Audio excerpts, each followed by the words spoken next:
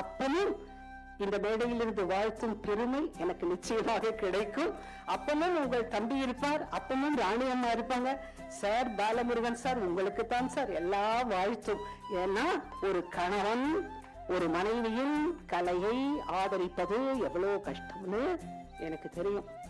ஏன்னா அப்பா சொல்லுவாங்க, பாரதிக்கு கல்யாணம் பண்ண கஷ்டமா இருக்கு, ஏன் வில்லுப்பாட்டுக்கு வந்து உட்கார்ந்து ஆமா போடணும், அது ரொம்ப கஷ்டம்.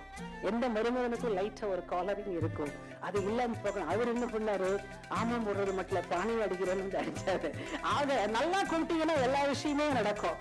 இந்த தம்பதிகள் வளர்க்கும் அற்புதமான பள்ளிக்கும் அங்கு படிக்கும் அழகான குழந்தைகளுக்கும் என்னுடைய தமிழால் வாழ்த்தை கொடுக்கிறேன். ஆத்திசூடு எழுதுவது என்பது கஷ்டம். அங்க பார்த்து பத்திரிகையில பார்த்து கட்டிங் பார்த்து எழுதுறதில்லை, உண்மையாக மனசிலிருந்து கொட்டும் கவிஞரின் மகள் அல்லவா, கவிதையாக எழுதி சொல்லுகிறேன். இதோடு நிறைவு செய்கிறேன்.